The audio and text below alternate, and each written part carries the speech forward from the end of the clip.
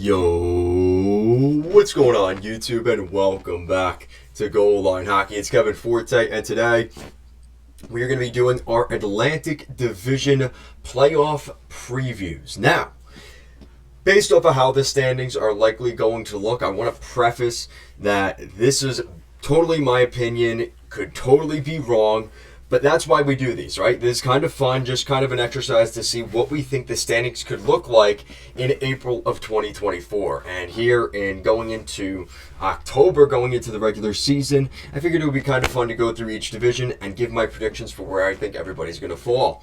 So with that out of the way, let's get right into this as we are taking a look at the Atlantic today. And this is a good division. I think it's going to be better than it's been the last couple of years. And we're going to see that kind of transition for some of the younger teams that have been rebuilding, maybe starting to make some noise in the playoffs this year. And we're going to see if that's reflected here in my predictions. So let me see if you guys like this. Let's see if I can get it. Oh, look at that, baby. That is awesome. All right.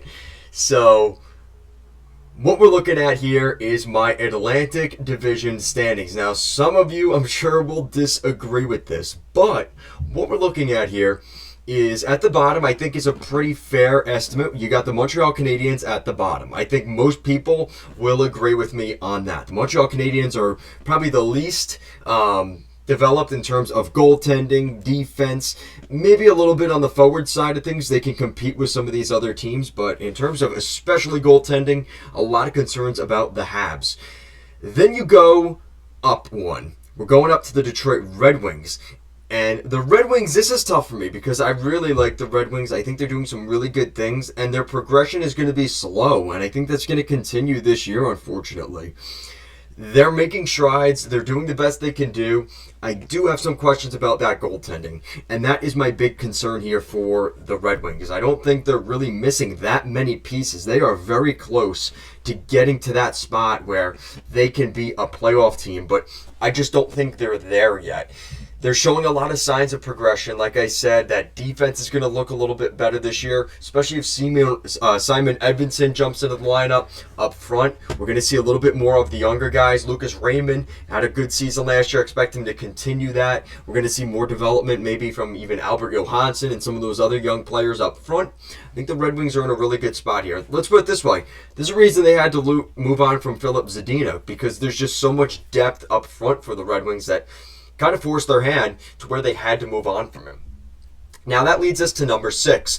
And this one's a controversial one because just a couple of months ago, I was talking about my Bruins season preview series video, and I said they would make the playoffs.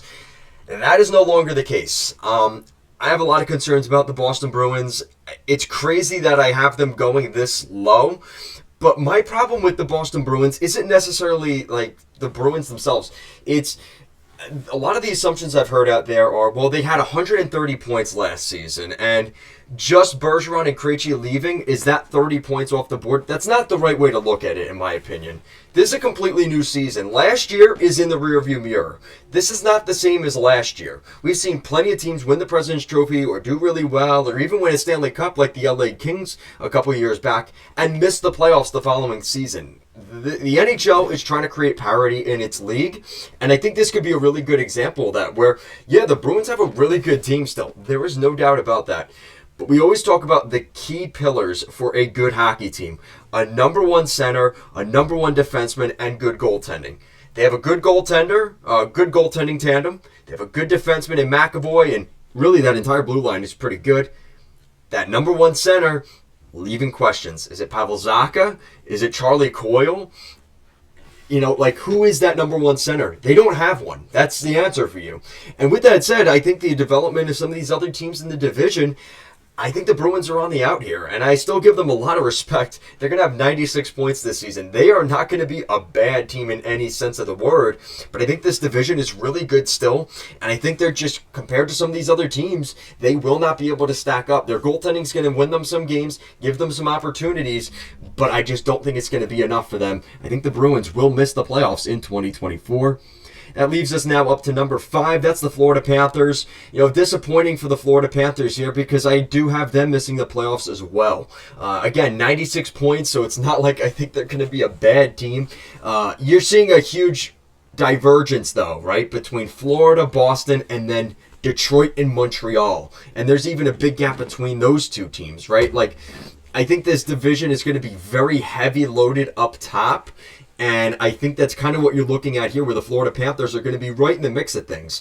But I think they're going to have some issues in the beginning of the season with some guys that had bumps and bruises from their cup run last year, that I think that they already had to deal with this last year. They had a lot of guys that started the season and didn't start the season, weren't healthy for opening night, and it seemed like all season the Panthers were just fighting to get back to even ground. And they're going to be kind of doing that this year as well. Listen, I hope for the development of Spencer Knight. I think he's a really good goalie prospect. Want to see him do well. But I do have some questions with what happened last year. Not really necessarily all to the fault of his own, but these are factors that I look at. And I just think that the Florida Panthers have some good players, but I think that beginning of the season will be the difference for them, whether they end up making the playoffs in April. And it's a shame, because you would like to think that October or November, listen, points count the same in October as they do in February, right? That's just how it works. And I hate to say it, I just think they're going to fall victim to potentially a tough start to the season, and I don't think they'll be able to overcome that 2 years in a row. So now we get to the playoff teams, and this is, I know, a lot of people are not going to agree with me, because I have Buffalo and Ottawa in the playoffs here, and I'm sure you guys are already in the comments about that. But the Buffalo Sabres are going to be a better team here. Devin Levi had a really good end to last season. I think UPL, Ukko-Pekka Luukkonen, will continue to dominate. He had some really good runs last season, but I'd like to see more of that this season. Like I said, giving the other teams some respect, there's a 3-point gap there between Buffalo, Florida, and Boston. And that is the gap. That is the difference between playoffs and no playoffs in this division. That's how good this division, I think, is going to be. And they might even take a run as the best division in hockey this year. Yes, even with the Metropolitan Division next door. So I really think that the Buffalo Sabres could be a different team this year. They could be a team that ends up making the playoffs. Like I said, a lot of the question there is goaltending, but I am high on Devin Levi. I think he is the goalie we saw last year. Again, it's going to be a little different this year. It's not garbage time. It's going to be regular season action. Team's going to be ready, giving you their all. He's got to be ready to go, as well as the rest of that Sabres team. Owen Power is going to be coming in for another season. We're going to see more from J.J. Peterka. We're going to see a lot of good young players there. Jack Quinn's going to come in probably later in the season, probably 30 to 40 games in. He's going to be injured to start the season, so hopefully he comes back at least halfway through. This team's going to get better just by guys coming back from injury. And, it's not like losing Tage Thompson to start the season. Like, Jack Quinn is a good forward scoring depth addition, but he's not the same level of Thompson last year. Now, a lot of people will say, well, is Tage Thompson going to do what he did last year? He might even do better than that. And I think, again, the development of Dylan Cousins last year gives me a ton of confidence. And I think the Boston Bruins are going to finally meet their match in that division with the Buffalo Sabres. I think the Buffalo Sabres could end up edging out the Boston Bruins this season. Now that leads us up into the top three. And, if anybody is going to bet against the Tampa Bay Lightning, it's not going to be me, at least not this season. They still have Andrei Vasilevsky, they still have Victor Hedman, and they still have Steven Stamkos. And somehow Stamkos isn't even the best center on this team. They've got Braden Point. They've got some really good depth around that. This is a really good hockey team there in Tampa Bay. And yes, we've seen some guys leave and some pretty prominent players leave the organization. Tyler Mott signed there the other day. I think that was a great addition over Josh Archibald. I think the guy that people have kind of forgotten about is Mikhail Sergachev. Everybody talks about Hedman and what a good goalie he is, and, when McDonough was there, he kind of got left in the shadows. Mikhail Sergachev was a really prominent defenseman, not only for his defensive capabilities, but his offensive prowess last season. I think that's going to continue this year for the Tampa Bay Lightning. He might even become the number one defenseman in Tampa Bay by the end of this season. Call me crazy, but I think that could happen here for him. There is some questions about the health of this team. They've gone through a lot of playoff runs. Can they continue to grind it out once again this season? The health of this team, we've seen some questions about Stamkos and Hedman over the years. Could that continue to catch up to them this year? Any team with Vasilevsky on it, he is still the number one goalie in the National Hockey League. I don't care what anybody says. He had a down season last year. Tampa's going to be back in the playoffs next year, over 100 points. Give me them maybe getting even home ice advantage depending on how things go. Tampa Bay will be a playoff team. Now, this is one that a lot of people are going to contest with me because I have the Ottawa Senators finishing with 110 points next season. They are my big team going into this year. And I think with the blend of veterans on this team, like Claude Giroux, with the development of younger players, which I could see a 50-goal season for Tim Stützle this year in the cards. I think the development of Jake Sanderson, we saw his big contract ticket the other day. You know, the development of some of those younger defensemen on this team that might not even make the roster. Jacob Bernard-Docker, Lassie Thompson. They have some really good young talent there in Ottawa. And I think if they could get Shane Pinto locked in and get him into the lineup, they might even move on from Matthew Joseph. This team's going to get even better before opening night if they're able to do some of those things. You know, there is the question about the goaltending for this team, and I agree. That could be an issue, but I really like Jonas Korpisalo. From what we saw at the end of last season, you know, is there the question that, well, now he's got that big ticket, he might not work as hard? That could be in the cards here. Anton Forsberg, he's had reconstruction on both of his knees. You're expecting a lot from that. But we saw some other goalies come up for the Ottawa Senators. Kevin Mandolese at the end of last season. A couple of other guys kind of, you know, feel-good stories for the Ottawa Senators. This is a team that cannot be messed with. And you look at that center depth right now in Ottawa, I think that's something that's not being sold enough, is what they have down the middle. You've got Tim Stützle, Josh Norris, Shane Pinto, when he signed, and Matthew Joseph. And Dominic Kubalik. All those guys can play center. Claude Giroux. And those are guys on the wing. So the way I look at this Ottawa Senators team, you add Tarasenko to the lineup. You've got Ridley Gregg, who could be potentially a Calder Trophy guy. I look at him more as like a Tom Wilson-esque player, where maybe he doesn't have the same point production to get the Calder Trophy, but is really going to be a prominent player on the Senators roster. A lot of teams have been trying to get him in trades from the Senators the past couple years. Haven't been able to do it. And I think we're going to see why the Ottawa Senators like him so much this season. I expect him to be a prominent player. That defense is going to look better this year. I really like Sanderson, Shabbat. If Chikrin can stay healthy. Zub had a really good season last year. You know, it's really that third pairing, Brandstrom and Hamonic. But that might not even end up being what we see. Like I said, Jacob Bernard-Docker is still in the wings. Lassie Thompson, some of those other young defensemen that were former early draft picks for the Senators in the top 3 rounds, they're not even listed here. So I definitely think that's something to watch for. My question is obviously the goaltending. If Korpisalo and Forsberg are not good, all bets are off for this team, and I look like an idiot. But if that goaltending can be good and guys can stay healthy, the sky is the limit for the Ottawa Senators this season. All right, so that leads us, of course, to our top team.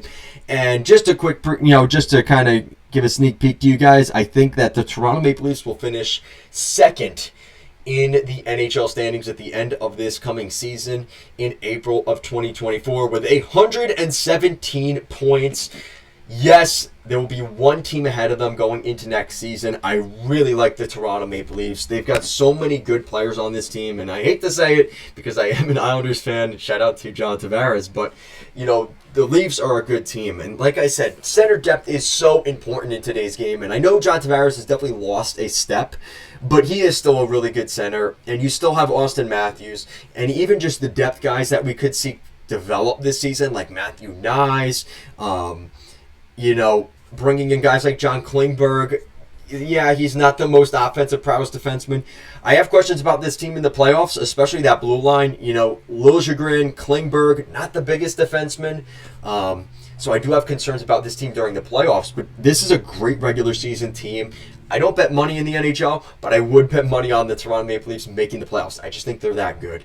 The goaltending's still pretty good. You've got Samsonov and Joseph Wall. You even have Martin Jones in a pinch if you need to. I think that's an upgrade over Shalgren, who we saw a little bit last year.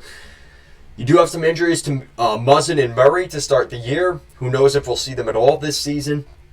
But even if they're not in the lineup, you have some of those guys that came in up front, like Bertuzzi and Domi and Matthew Nyes, who are going to continue to develop, right? Revo coming in, Dylan Gambrell. They've made some interesting moves, did the Toronto Maple Leafs. And I think they're a pretty good team. Like I said, this is a team that is not the same as we've seen during the Kyle Dubas era. And I think bringing in some of those tough rugged, hard-nosed guys. It's going to make things lighter in the locker room. It's going to make it easier with guys, maybe a little bit of pranking and joking on with guys like Reeves, Domi, and Bertuzzi. Those guys are going to add that element to this team that's going to glue this team together. And I think that's really lacked in this Leafs organization throughout the Dubas era. And I think that's going to change this season. They've been so focused on skill and speed and good skating that they forgot about just some of the basic fundamentals of just the sport of hockey. And I think they're going to go back to those roots this season. And I think the Leafs are going to be the top team in that Atlantic Division this year. So just a quick rundown before we close out the video. The 4 teams in gold are my playoff picks. That's the Buffalo Sabres with 99 points, just squeaking in. The Tampa Bay Lightning, the Ottawa Senators, and the Toronto Maple Leafs, which would be a pretty interesting playoff round here, right? We have Toronto and Buffalo. You've got that geographical rivalry. An interesting matchup, one we really don't see often. The Ottawa Senators with home ice over the Tampa Bay Lightning. That would be a really interesting playoff series. And obviously at the bottom, we've got Detroit, Boston, Florida, and the Montreal Canadiens. I know you guys are going to disagree with me on some of this, but let me know. What do you genuinely think? Because I think we could see a shakeup in the Atlantic this year, and maybe it's only one team that sneaks in this year. Maybe not two. Maybe one of Ottawa or Boston, or one of Ottawa or Buffalo gets in, and then we still see Florida and Boston end up getting in, and then one of Ottawa or Buffalo gets in.